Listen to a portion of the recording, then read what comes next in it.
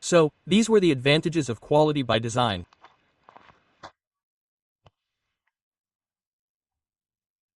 Hello friends, in this video we'll talk about quality by design. What is quality by design, right? So, before we understand quality by design, come to this diagram, right? In this diagram, I'll explain how to make tea. Because if you learn to make tea, you'll also learn quality by design, right? Look, what do we need first to make tea? A cup, right? And what do we need to put inside the cup? A tea bag. This one you see above is a tea bag, right? You've put the tea bag inside the cup. What do you do next? Pour hot water into it. Now remember, this water should be heated to at least 100 degrees Celsius. Okay? It should be boiling water. You poured hot water into this cup. Okay? After that, you have to let it steep for 5 to 7 minutes. You have to keep this tea bag in it for 5 to 7 minutes.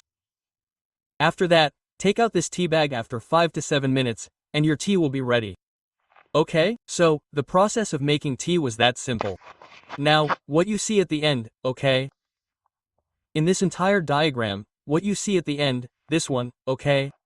This tea you have at the end, is the final product. What is this? A final product that has quality, that has value. And all the steps we took to make it, this is the entire process. Okay? If you want to make tea and you don't know how hot the water should be or how long to leave the tea bag in, 5 to 7 minutes, then it's obvious that you'll make a mistake. And if you do, what will happen to the final product? It will be ruined. So, this is what quality by design says. Now, let's look at its definition. What does the definition of quality by design say?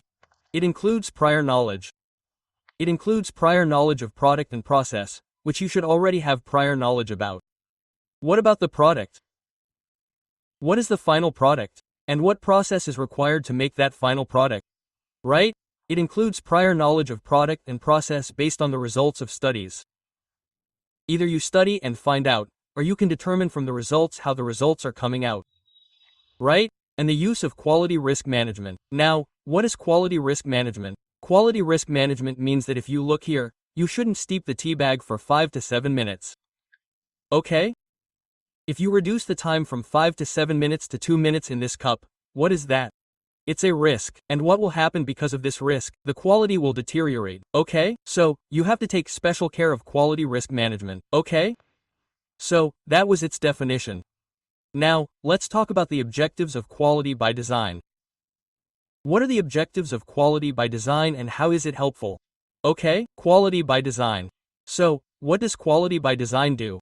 It increases manufacturing efficiency. So, if you pay attention to quality by design, what will happen as a result? It will improve manufacturing efficiency, so you can make more tea.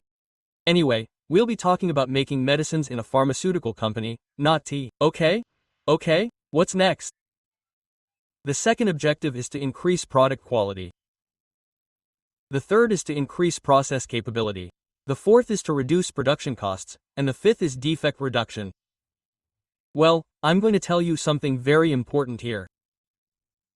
These first 5 objectives that you see are: increase manufacturing efficiency, increase product quality, increase process capability, reduce production costs, and defect reduction. These 5 are evergreen. You can write these 5 points under total quality management in TQM. You can write them under quality by design in QBD. There's a video on the 6 Sigma process ahead. Okay? Or these 5 points will also apply to quality risk management. Okay? So these are evergreen points. These are common points. These 5 points will apply to most of the topics related to quality management systems.